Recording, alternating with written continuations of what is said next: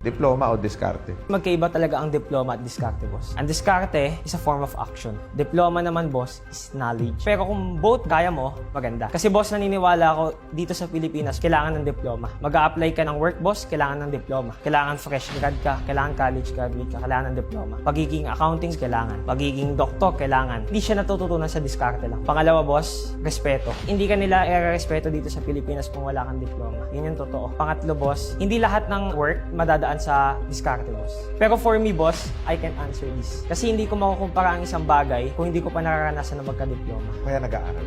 Ngayon, ang ginagawa ko, boss, dumidiskarte ako sa buhay habang inaabot ko yung diploma, boss. Ang diskarte kasi, boss, kung hindi mo kayang mag-school, boss, hindi ka madiskarte. Nag-work ka ngayon, boss, nag-business ka. Correct. Siyempre, didiskartehan mo na mag-aral ka para makatapos ka. Alam mo, yan ang pinakamagandang sagot ng diploma at diskarte sa buong mundong narinig ko. It's over. Napakaganda ng sagot mo.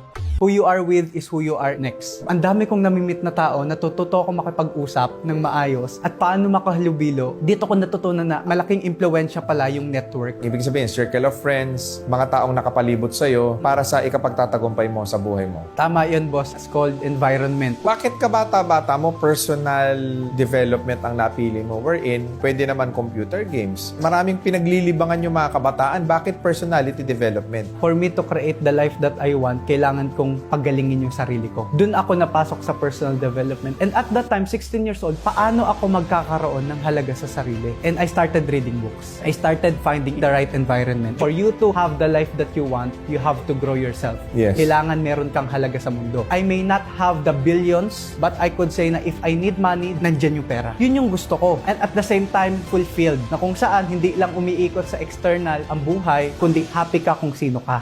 Squatter kayo Mahirap lang kayo How can you create picture of success in your mind's eye? Bata pa ako, nararamdaman ko talaga. Magiging impact ako sa buhay ng maraming tao for good. Paano mo naisip yan? Hindi ko nga rin alam, boss eh. Basta pag maglalakad ako sa school, lagi yung isip ko, tumatanaw siya sa malayo. Sinasabi ng pagkatao ko sa akin, kaya ko. Pero that time, wala akong pagkain, wala akong pamasahe, wala akong pambayad sa tuition. Pero hindi ko alam bakit yung pagkatao ko always telling me, you can do something, you can do something. At yun ang ibinuhay ko, boss. Nagtitinda po ako ng lugaw. Nagninegosyo ako, boss, para may pambili lang ng gatas. Natuto ko mag-costing. Nagkaroon ako ng habit. Every morning, mamamalengke ako. May kipagtawaran ako sa tindera. Hindi ko alam, negotiation pala yon. Yung pagising ng umaga, hindi ko alam, morning routine pala yon. Ang iniisip kasi ng maraming tao pag nalugi sila, kawawa sila. Pag nalugi ka, ang dami mo palang nakuhang learning doon. Yun yung magdadala sa'yo sa susunod na level ng pagninegosyo mo. Doon ka lumalago at doon mo na ilalabas yung panibagong version ng sarili mo. Once you are matured and smarter, you become successful entrepreneur.